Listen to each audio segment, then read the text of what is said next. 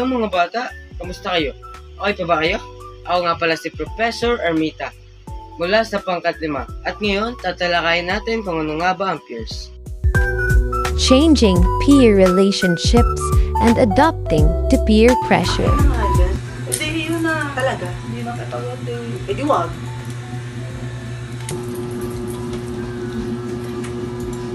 Uy, Bes, pwede pera? Gamit ko pa eh. Sorry. Sige, okay na. Next Thank time you. na lang. Pag hindi ka nagamit. Sige. Hi everyone! So ngayon naman is tatalakayan natin kung ano nga ba yung peers. So yung peers, they are the people who are the same level or same age as you. So katulad ng peers, yung mga kaklase natin, sila yung peers natin, sila yung mga kaedara natin. Ganon. So meron tayong mga components no sa peers. So meron tayong changing peer relationships.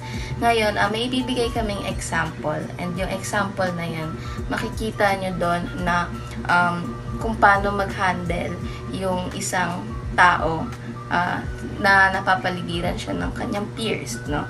So, changing peer relationships as a person grows up, the way they interact or to others or build relationship with other changes. So makikita niyo sa example na ibibigay namin is yung mga bata, no? So medyo immature pa silang mag-handle ng situation katulad nung nasa example namin na parang kaaway nila yung lahat. And then naman sa next example is makikita natin na yung mga teens is capable na sila mag-handle ng emotions, capable na rin sila sa pag-handle ng mga situations. No? So we have adapting to peer pressure. So a person has the ability to adapt depending on the group of people they interact or associate with. So pumapasok dito yung parang tinatawag natin na comfort zone. Yan. So pag may kinakasama may kasama tayong mga friends natin, 'di ba? Ano tayo parang safe tayo or like yung ugali natin, yung attitude natin, parang kusa na lang lumalabas pag sila yung kasama.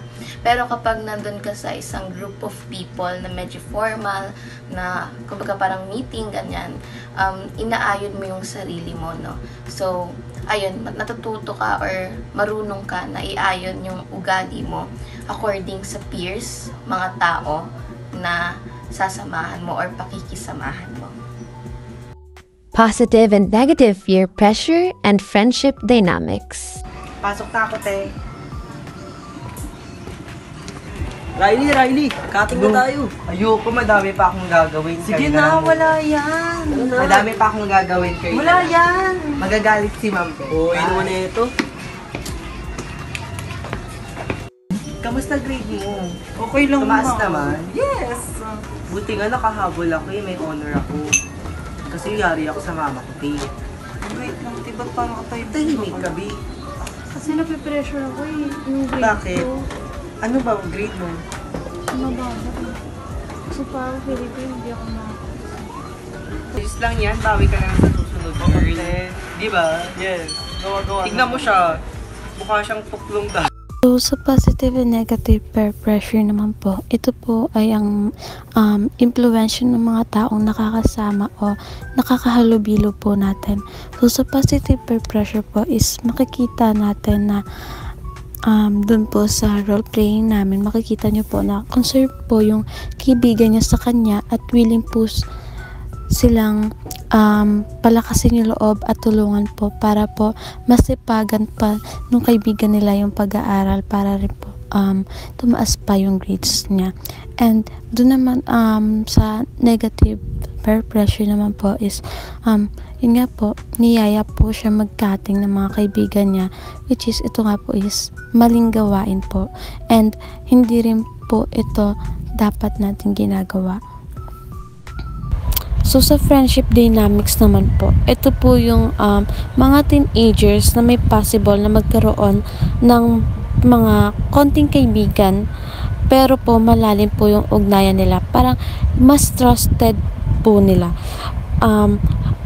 halimbawa na lang po, magkakasama na po sila simula bata, sila na rin po yung magkakasama lumaki. So, habang lumalaki po sila, lumalawak po yung social network nila dahil po sa mga online platforms. Kagaya na lang po ng Facebook, Instagram, TikTok, at iba pa po. Uy, kanino kaya to? Baka nangangailangan may-ari nito. Kuya! Iyo ba to? Uy, salamat sa akin Ay, yan. wala pong ano. Salamat, napakabuti mong tao. Sige po. Ba yan? First runner-up na naman ako. Aray.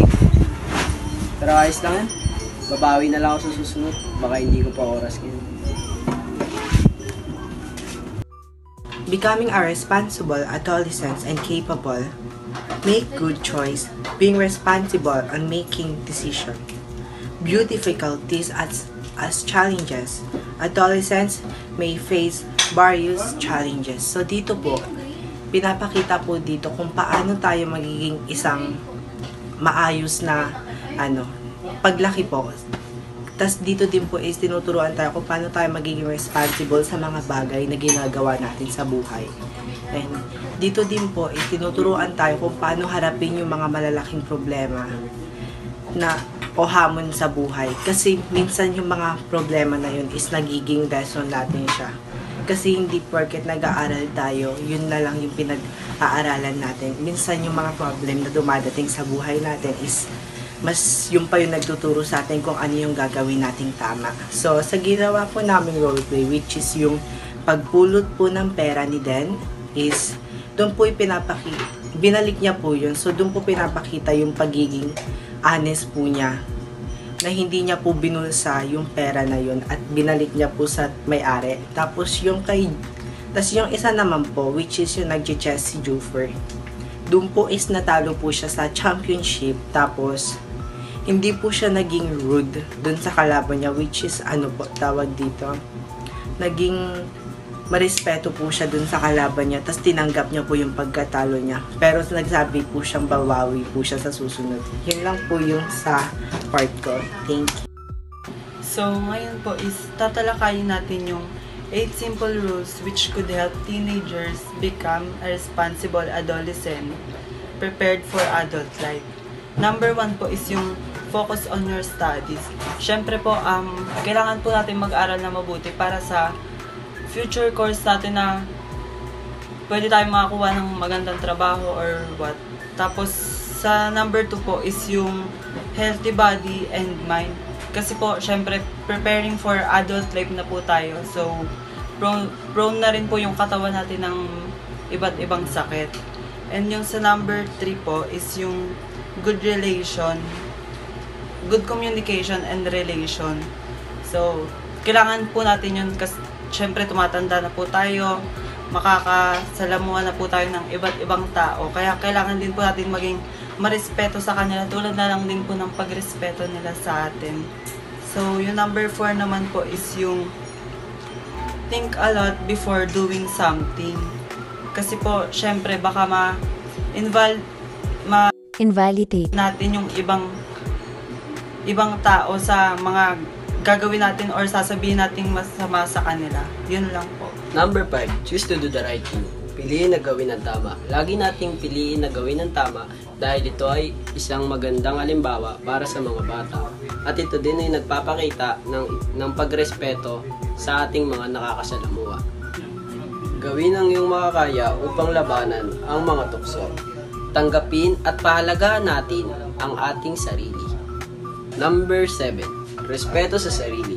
Pagrespeto sa sarili, tanggapin at pahalagaan ang dignidad natin. Number 8, maging handa sa pananagutan o pananagutan para sa iyong aksyon at pag-uugali.